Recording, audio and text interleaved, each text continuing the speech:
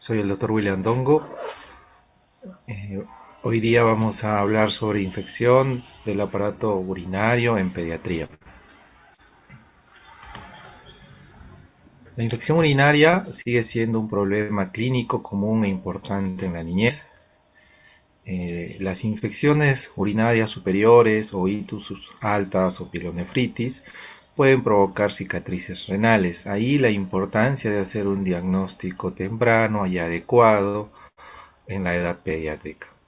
Esto con el tiempo va a generar hipertensión arterial y puede llevar a enfermedad renal crónica. Las infecciones urinarias mal tratadas o mal diagnosticadas con algunas malformaciones sí es una de las causas más importantes de enfermedad renal crónica en la edad pediátrica. La pielonefritis tiene como característica la fiebre, pero va a ser difícil de diferenciar muchas veces de la cistitis, sobre todo en los pacientes más pequeños, en los lactantes.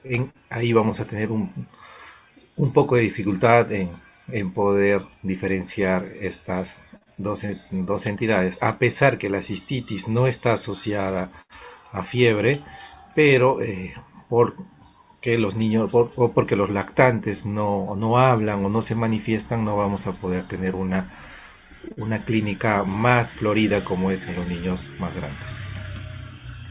¿Cómo vamos a definir la infección urinaria? Como una bacteriuria significativa de un uropatógeno clínicamente relevante en un paciente sintomático.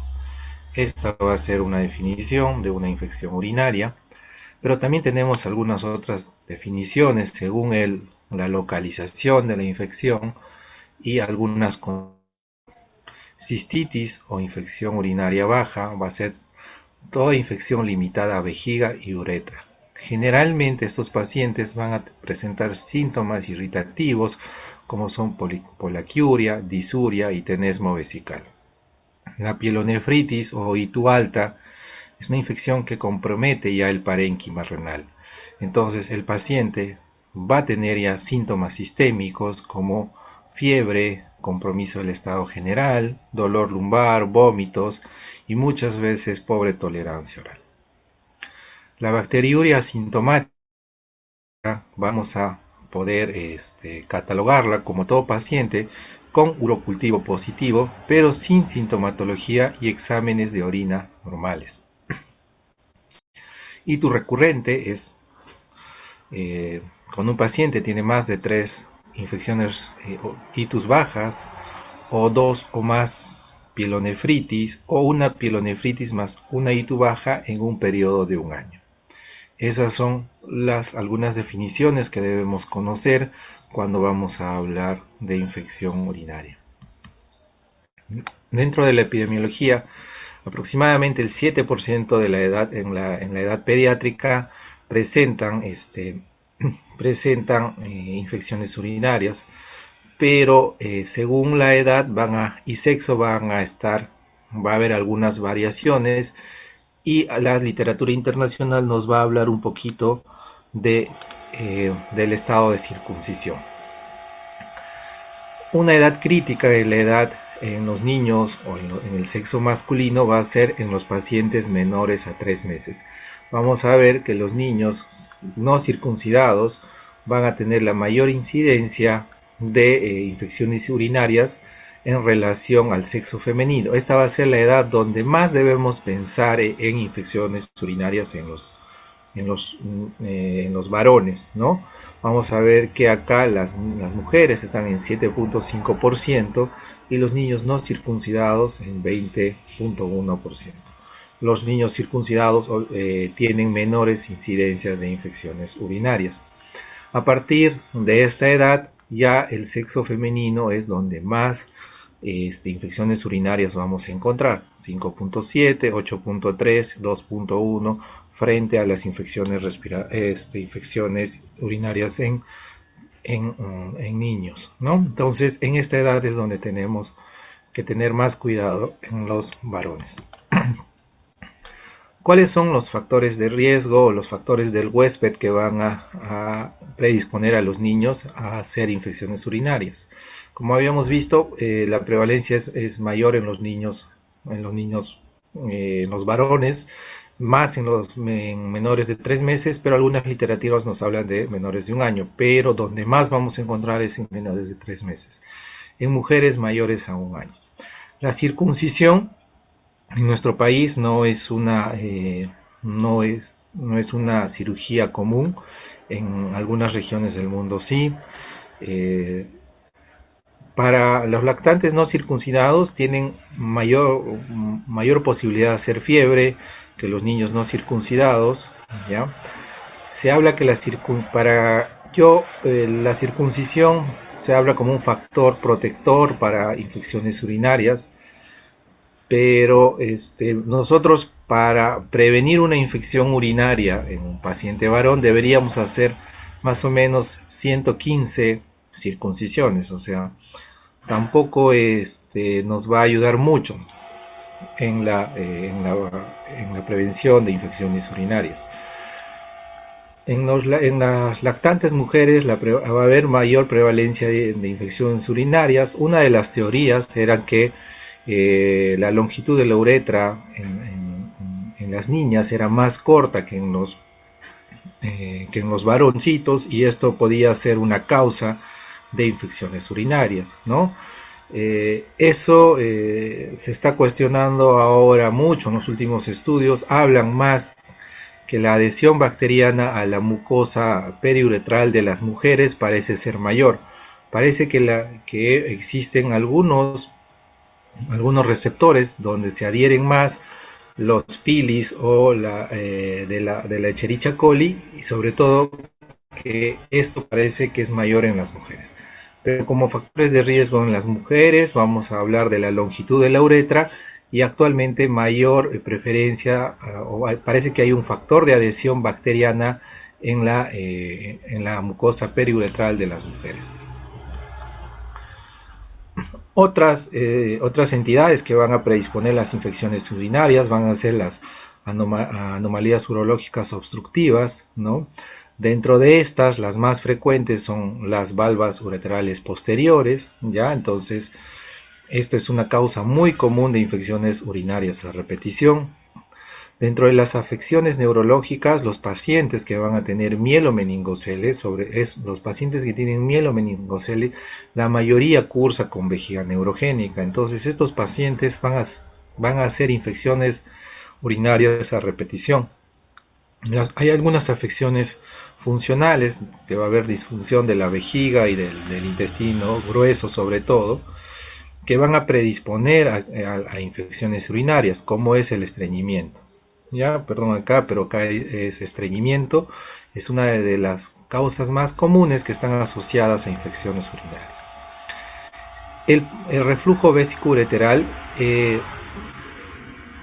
dentro de las malformaciones urológicas más asociadas a infección urinaria, es esta entidad, ¿ya? Dentro de las causas urológicas obstructivas son las válvulas ureterales, pero si hablamos como malformaciones en general, no obstructivas y no destructivas, la más común es la presencia del reflujo vesicoureteral. ¿Qué va a pasar con el reflujo vesicoureteral? Va a haber un paso retrógrado de la orina de la vejiga al tracto urinario superior. Acá va a haber algunos grados: grado 1, grado 2, grado 3, grado 4, grado 5, ¿no? En el grado, hasta el grado 3, no va a haber dilatación del sistema pielocalicial, y a partir del grado 4 y 5 ya va a haber dilatación del sistema pielocalicial. Es la anomalía urológica más común. Entonces, si vendría una pregunta, ¿cuál es la anomalía más común? Es el reflujo vesicoureteral. ¿Cuál es la anomalía urológica obstructiva más común? Sería las válvulas ureterales posteriores. El sondaje vesical también es un factor de riesgo para infecciones urinarias. Hay muchos niños que tienen sondaje vesical permanente, por diferentes problemas, ya sean neurológicos, malformaciones, etcétera, y esto va a aumentar el riesgo de infecciones urinarias. Dentro de la etiología, en el mundo y en nuestro país también, la Escherichia coli sigue siendo la causa más importante de infecciones urinarias. Se asocia al 80% de infecciones urinarias. Pueden haber otros patógenos como Klebsiella, Proteus, Enterobacter o Citrobacter, también están relacionados a infecciones urinarias, y estos van a estar generalmente asociados a situaciones especiales, niños hospitalizados o niños que tienen alguna malformación o niños cateterizados. Los niños con vejiga neurogénica generalmente van a tener mayor predisposición a infecciones por estas otro tipo de bacterias.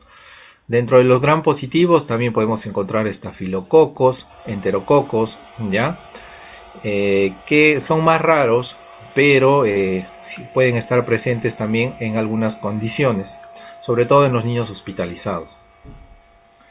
Cuando tenemos una infección distinta a Escherichia coli, tenemos mayor probabilidad de generar cicatrización renal. Es decir, los otros gérmenes son mucho más agresivos y van a generar mayor daño a nivel de parénquima y con la posibilidad de generar cicatrices renales que van a condicionar a enfermedad renal crónica posteriormente. También existen algunos virus que pueden estar asociados, como adenovirus, enterovirus, Coxsackie o ecovirus.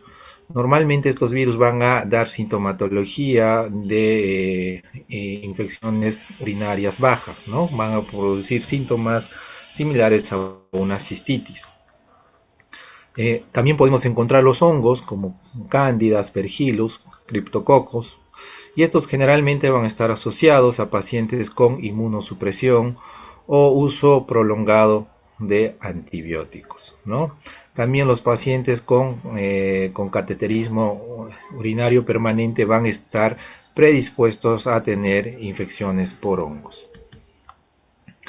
Dentro de la fisiopatología, en la edad neonatal, la causa más frecuente asociada es por vía hematógena, pero como dice acá, más allá del periodo neonatal, la causa es una infección ascendente. De los uropatógenos, generalmente que se encuentran en el tracto digestivo inferior, a nivel rectoano, estos van a migrar al meato urinario y van a ascender.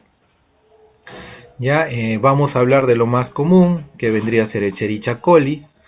Ya la Escherichia coli, a través de sus fimbrias se adhiere al epitelio y va a ascender en forma, va a ascender hasta llegar a parénquima renal, ¿no? Entonces, esta es la forma en cual se va a adherir la Escherichia coli y va a generar infección.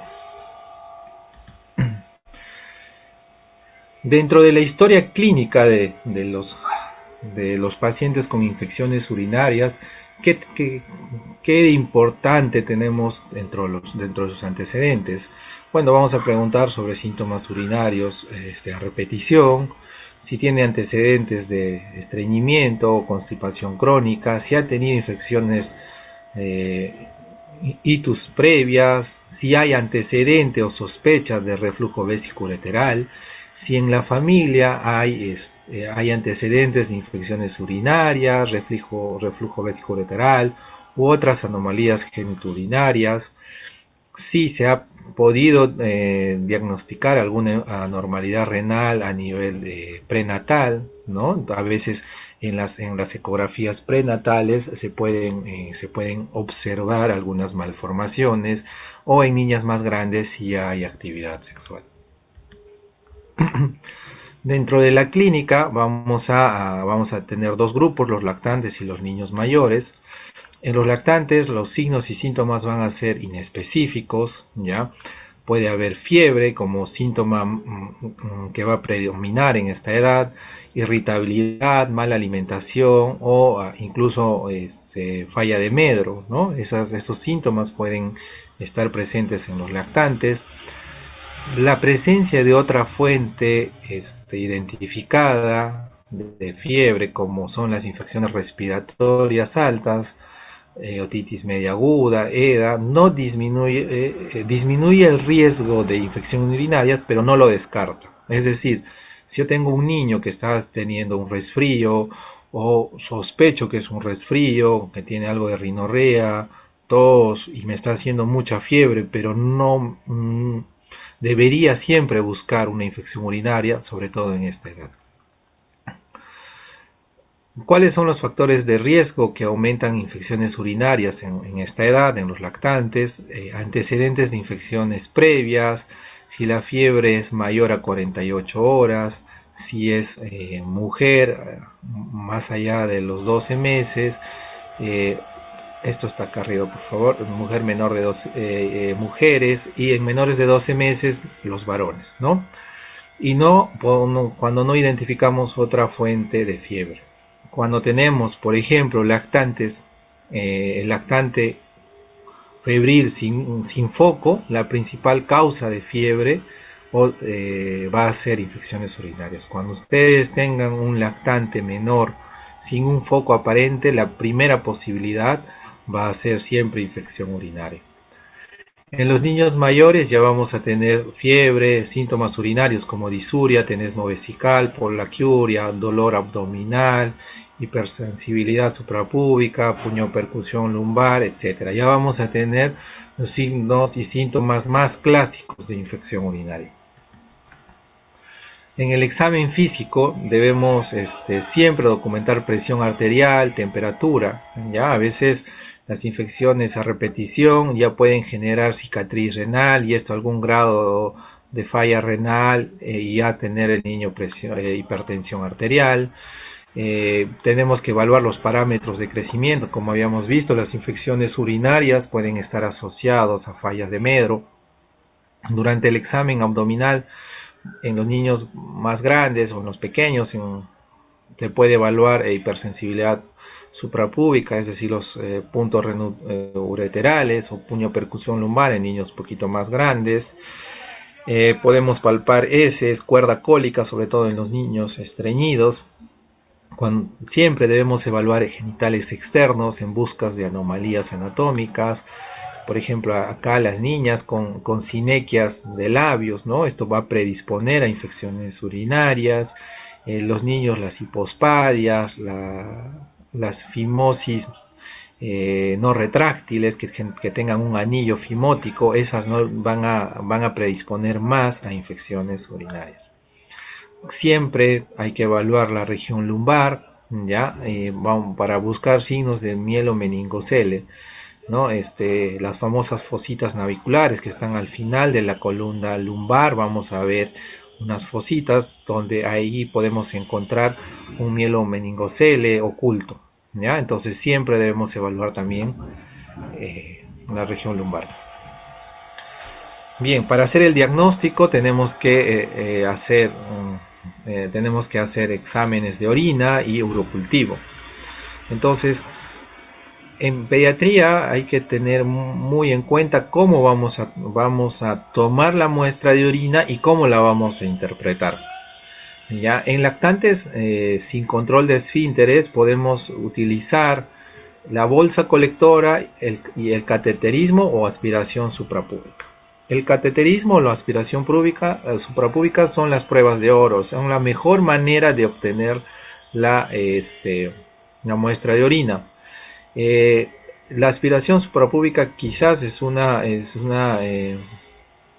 más invasiva que todas las demás. Generalmente se utiliza en pacientes con fimosis, como les decía, con anillos fimóticos, donde no se pueda retraer el prepucio y no se pueda hacer cateterismo. Igual en las mujeres que tengan sinequias o malformaciones a nivel del aparato genital femenino que no permitan cateterismo, en ellos se podría hacer aspiración suprapúbica. Como son los dos en algún grado, son invasivas y muchas veces los padres no permiten que se hagan estos procedimientos, utilizamos la bolsa colectora. La bolsa colectora Se debe colocar en el niño previamente higiene genital, ¿ya? Lo ideal sería cambiarla cada 45 minutos o cada hora para evitar contaminaciones de la muestra. Y un resultado, ¿y cómo debemos interpretar el resultado de un examen de orina por bolsa colectora? Cuando el resultado es negativo, es decir, nos sale normal el examen de orina, este es el valor que más nos sirve. ¿Ya? El resultado negativo o el resultado normal es el que más nos sirve. Nos ayuda a descartar que pueda ser una infección urinaria. ¿Ya? Tiene un valor predictivo negativo muy alto. No la descarta completamente, no es 100% su valor predictivo negativo, pero sí nos orienta que realmente no va a ser una infección urinaria. Pero el resultado positivo sí se debe confirmar con cateterismo. ¿Ya? El resultado positivo tiene cerca al 85 o cerca al 90% de falsos positivos. El valor predictivo negativo se aproxima 95%, ¿ya? Y los falsos positivos en un resultado positivo es cerca al 85%. Entonces, si yo tengo un resultado positivo en un examen con bolsa colectora, debo solicitar una nueva muestra con cateterismo. La muestra de orina no es útil para urocultivo. Si yo después de tener un resultado por bolsa colectora, debo hacer un nuevo examen de orina y también tomar una nueva muestra para cultivo. En los niños con control de esfínteres vamos a utilizar chorro medio o muestra de orina limpia. Entonces, el chorro medio, bueno, ya todos lo conocemos. Pedimos que al paciente, a la niña o al niño, miccione un poco, aguante y el siguiente chorro es el que vamos a colectar. Previo a la recolección de la muestra, el paciente la madre o el padre debe haber realizado higiene de la zona genital. Ya en los varones tiene que retraer el prepucio y en las mujeres tiene que separar un poco los labios mayores. ¿Ya? Esa es la forma correcta de recolectar la muestra. Además, ¿qué otras consideraciones debemos tener cuando vamos a recolectar la muestra de orina o vamos a mandar a examinar? Que debe examinarse lo más antes posible. Si la muestra está refrigerada, lo ideal es que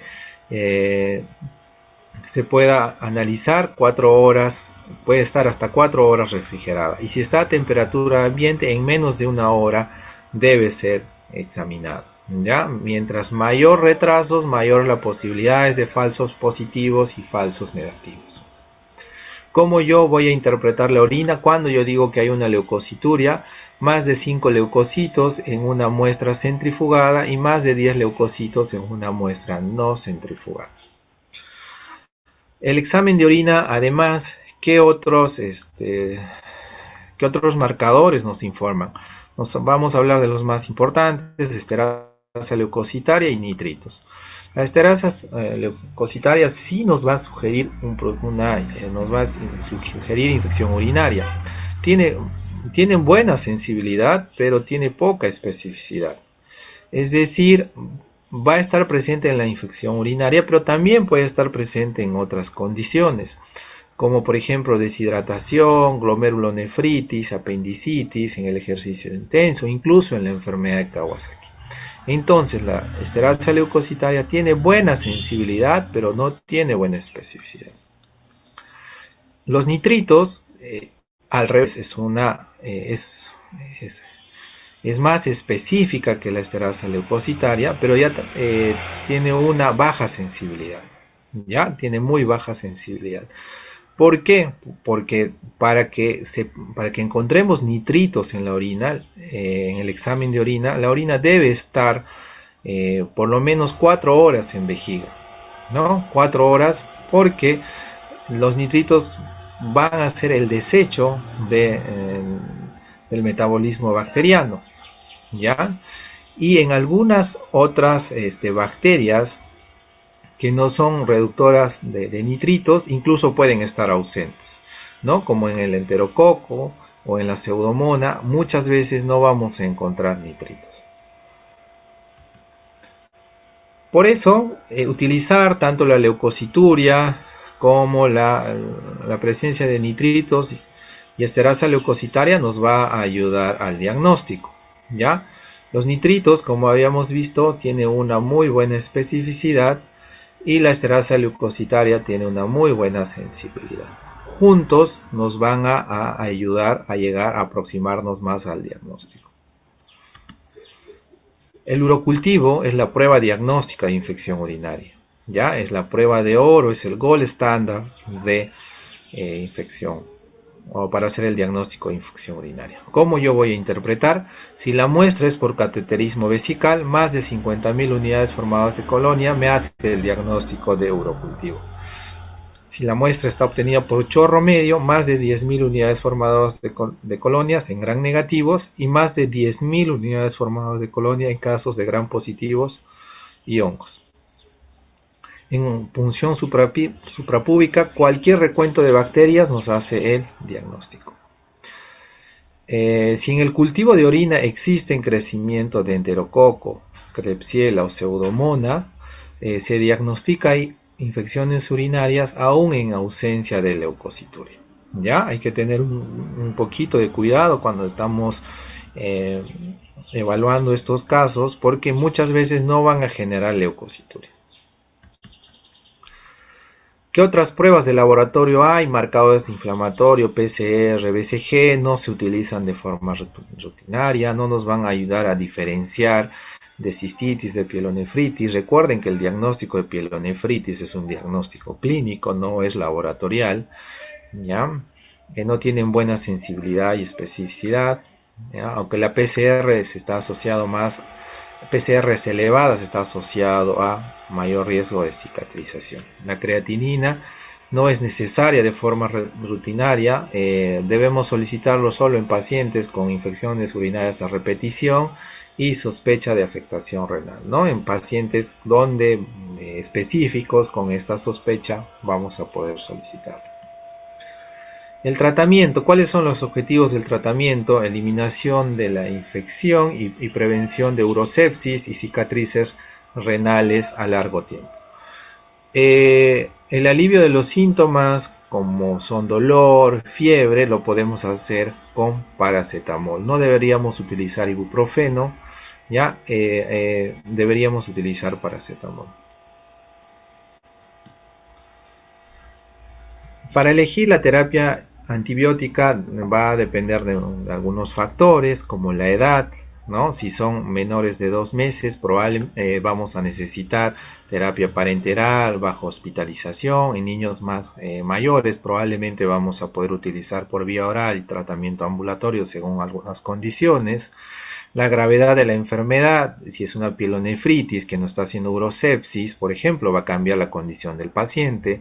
La presencia de vómitos que no nos va a permitir un tratamiento ambulatorio, sino un tratamiento parenteral. La duración de la fiebre antes de la presentación, mientras mayores días de fiebre antes del inicio de la terapia, hay mayor posibilidad de que el paciente no tolere la vía oral. Los problemas médicos y urológicos subyacentes, ¿no? Por ejemplo, pacientes con pobre tolerancia oral por problemas gastrointestinales o los pacientes con cateterismos en los cuales muchas veces se utiliza mejor la vía parenteral o se hospitalizan para hacer un tratamiento adecuado. Siempre también debemos evaluar los patrones de resistencia, tanto en el paciente como en la comunidad, ¿no? Esto cambia mucho, incluso de hospital a hospital, de ciudad a ciudad y de país a país aún más, ¿no? Entonces, nosotros siempre debemos conocer nuestros patrones de resistencia, porque en base a eso vamos a iniciar nuestro tratamiento. Los criterios de hospitalización, cuando yo voy a poder debe hospitalizar a un paciente. En los niños pequeños, menores de 2 meses, por riesgo de sepsis. En niños más grandes, cuando yo tenga una urosepsis clínica. En pacientes inmunodeprimidos, pacientes con vómitos o incapacidad para tolerar medicación. Cuando yo tengo unos padres donde no sospecho que no van a tener un seguimiento adecuado o se van a perder en el transcurso del tratamiento, entonces es mejor hospitalizar. Y cuando hay una falta de respuesta a la terapia ambulatoria, cuando yo digo que hay una falta de respuesta, cuando más de 48 horas el paciente sigue presentando fiebre o están empeorando los síntomas. Entonces, ¿cómo yo voy a iniciar mi terapia empírica? ¿Ya? Entonces yo voy a iniciar mi terapia empírica después de la recolección apropiada de orina. ¿Ya? Entonces, ¿qué voy a hacer? Un buen examen de orina, según lo que hemos comentado, más y urocultivo.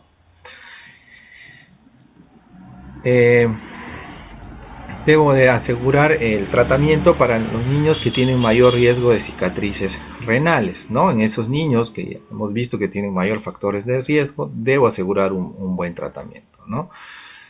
Sobre todo en aquellos niños que tienen fiebre alta, más de 39 grados centígrados y más de 48 horas, debo asegurar un buen tratamiento. Se ha asociado como un factor de riesgo para cicatrización renal. Mala apariencia, los niños que lucen mal, lucen tóxicos, debemos asegurar un buen tratamiento. Que tenga alguna inmunodeficiencia conocida o que tenga una anormalidad urológica también conocida. La terapia empírica, según nuestros patrones de resistencia, lo poco que tenemos en la edad pediátrica, podríamos utilizar cefalosporinas de segunda o tercera generación, aminoglucósidos. Ya estos van a ser nuestra terapia de primera línea, ¿no? La cefalosporina de segunda generación en vía oral o también hay vía oral de tercera generación. Y aminoglucósidos sabemos que solamente hay en vía parenteral. Esta terapia de primera línea no es eficaz contra enterococo. Cuando sospechemos de enterococo debemos añadir ampicilina o amoxicilina. Cuando vamos a utilizar aminoglucósidos siempre hay que valorar el estado de hidratación y de la función renal, ¿ya? Cuando vamos a utilizar aminoglucósidos. Entonces la terapia empírica en mayores de 2 meses sin vómitos podríamos utilizar cefuroxima, que es la cefalosporina de segunda generación, o cefixime. Siempre debemos asegurar un seguimiento de la familia ideal al tercer día de inicio de tratamiento. Deberíamos reevaluar a estos pacientes y debemos evitar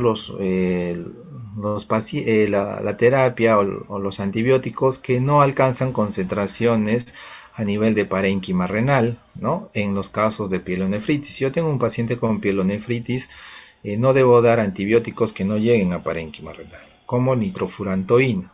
Ya la nitrofurantoína no llega a parénquima renal, más lo utilizamos en casos de cistitis. Si tienen pielonefritis, no nitrofurantoína. La terapia parenteral, lo ideal es utilizar en nuestro país aminoglucósidos y luego cefalosporinas de tercera generación. Esto sería nuestra terapia parenteral de primera línea. Y el tratamiento definitivo en ambos, ya sea por terapia parenteral o por vía oral, se van a basar en los resultados de urocultivo. Entonces, al final, quien va a definir mi tratamiento va a ser el urocultivo. Entonces, yo voy a iniciar mi terapia empírica con estos medicamentos. En nuestro país, los pocos estudios que tenemos, este es un estudio que nos habla de la frecuencia de microorganismos en infecciones urinarias en edad pediátrica, y vemos que la Escherichia coli sigue siendo la principal causa tanto en el primer episodio de infección urinaria como en las infecciones recurrentes, ¿no? Acá vamos a ver que Proteus, Klebsiella, Enterococcus, Pseudomonas, Staphylococcus no están presentes generalmente en la primera infección urinaria y sí mayormente en las infecciones recurrentes o complicadas, ¿no? En estos tipos de infección urinaria van a estar más presentes.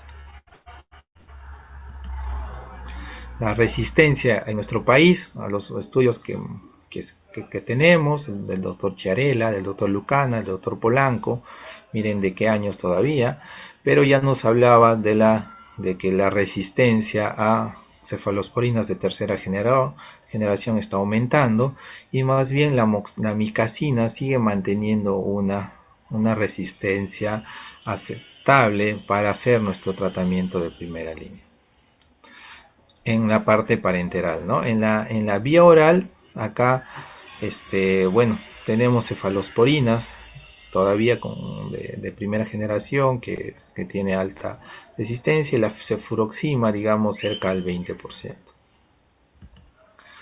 Acá tenemos un gráfico de la resistencia antibiótica en pacientes con primer episodio. Miren, amicacina, cómo se mantiene todavía una baja resistencia, entonces debería ser nuestro tratamiento de primera línea.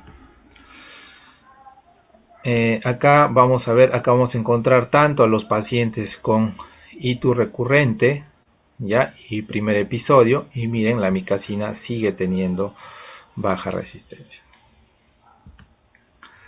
¿Cuánto debe durar nuestro tratamiento? Los niños con fiebre deberíamos tratarlos entre 7 a 10 días, eso es lo ideal, no menos, ¿ya? Los niños con fiebre. Y los ciclos de tratamientos cortos de 3 a 5 días se puede dar a los niños que no tienen fiebre, que son inmunocompetentes y que tengan síntomas de cistitis, ¿no? Sin fiebre, sin compromiso del estado general. Debemos usar antibióticos orales para completar la terapia en pacientes que iniciaron con antibióticos parenterales. Es decir, si un niño, yo inicié mi terapia de primera línea con amicacina y el urocultivo al segundo o tercer día me dice que es sensible a cefalosporinas segunda generación, podría continuar con cefalosporinas de segunda generación hasta completar los 7 o 10 días. ¿Cuándo debemos pasar a vía oral? O sea, hemos iniciado con amicacina, nuestro paciente está hospitalizado. ¿Cuándo lo voy a pasar a vía oral? Después de que el paciente ha estado febril durante 24 horas y ya está tolerando líquidos por vía oral. No hay una duración mínima para la terapia parenteral, va a estar condicionado a que el niño empiece a tolerar líquidos y que deje de hacer fiebre. Si hay empeoramiento o falta de mejoría después de 48 horas de iniciar el tratamiento, debemos adicionar ampicilina si hay riesgo de infección por enterococo, o adicionar, cuando tenemos sospecha de enterococo, debemos adicionar ampicilina.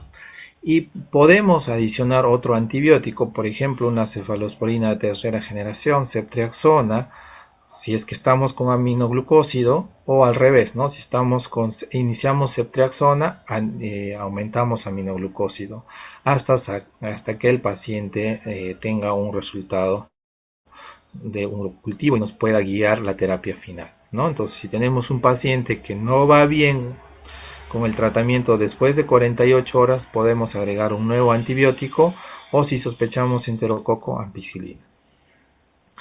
En este caso, si el paciente está teniendo empeoramiento del estado general, una posibilidad es que el paciente esté haciendo un absceso renal. Entonces debemos solicitar una ecografía renal, no para ver, como vamos a ver más adelante, malformaciones. En la primera semana de tratamiento, la ecografía renal se utiliza para buscar absceso renal, que puede ser una causa de falla de tratamiento. Además, también podemos valorar algunas alteraciones anatómicas quirúrgicas corregibles de inmediato, ¿no? Por ejemplo, las obstrucciones que no están permitiendo que el paciente tenga una buena evolución. Ya habíamos definido ITU recurrente, acá solamente para mencionarles cómo estos son los gérmenes que están más asociados a ITU recurrente.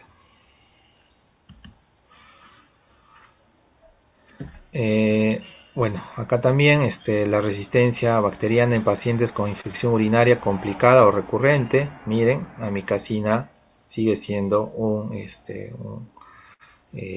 medicamento que nos va a ayudar mucho como terapia de primera línea. Luego, en cuanto al estudio de imágenes, nos va a ayudar mucho la ecografía renovesical. Nos va a ayudar para encontrar anomalías de todo el tracto urinario, y una característica es que no va a ser invasiva, ¿ya? ¿Cuándo vamos a indicar una ecografía? Vamos a indicar una ecografía en menores de 2 años con primer episodio de infecciones urinarias más fiebre, en los pacientes con ITU recurrente a cualquier edad, los pacientes a cualquier edad que tengan infección urinaria más antecedentes de familiares con enfermedad renal, ¿no?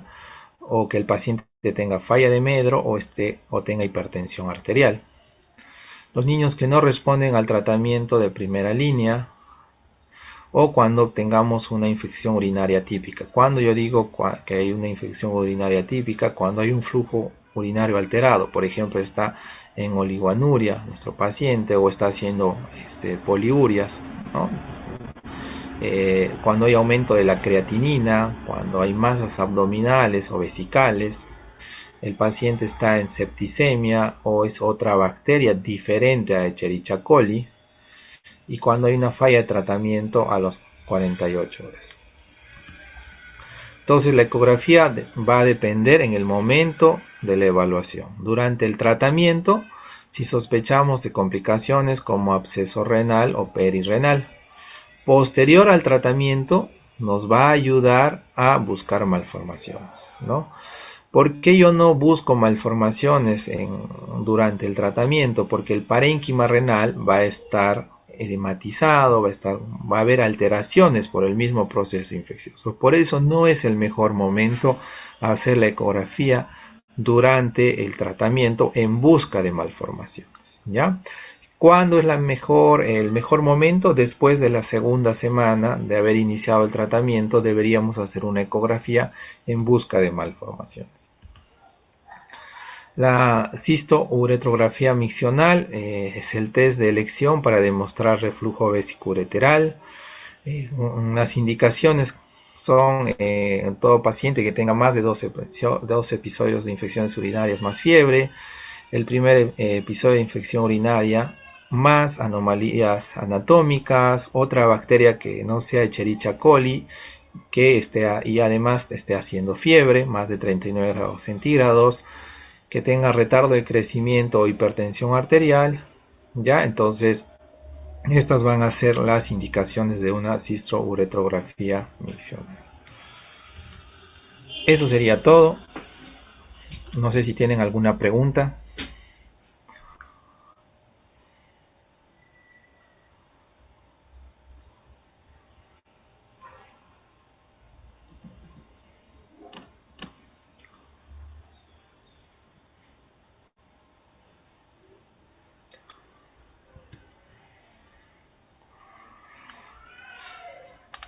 ¿Alguna pregunta, chicos?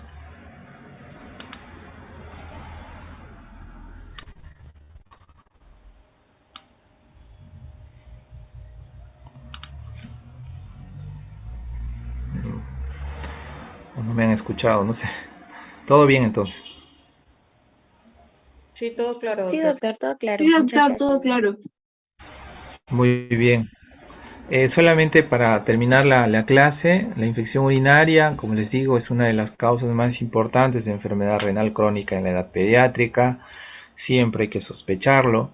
Recuerden, en los lactantes los síntomas son muy inespecíficos: irritabilidad, fiebre, cuando estén frente a un lactante febril sin foco, ¿ya? Y la correcta interpretación del examen de orina, ¿ya? Lo importante también es interpretar bien el examen de orina, Recordar que la bolsa colectora tiene un buen porcentaje de falsos positivos. La cateterización no es tan difícil, es un tema que todos lo podemos hacer y que hay que estar primero viendo cuando nos toque estar en las emergencias o en las hospitalizaciones, y luego nosotros podemos practicarlo porque debería ser un procedimiento de rutina. Con todo esto, también hemos visto que nuestros estudios de resistencia son ya bastante antiguos, entonces también a ustedes de repente, si se animan y hacer trabajos de investigación sobre este tema, va a ayudar mucho al hospital al que hagan y a la comunidad, porque nos va a actualizar sobre las tasas de resistencia. Con el tema de COVID ha habido un uso indiscriminado de cefalosporinas de tercera generación, probablemente nuestra resistencia haya aumentado y, como les digo, incentivarlos a investigar un poquito más sobre esta patología que tiene mucha importancia. Si no hay más dudas, con eso terminamos la clase de hoy. Ha sido un gusto poder conversar sobre este tema. Gracias, doctor. Hasta Gracias, luego, doctor. gracias. Gracias, doctor.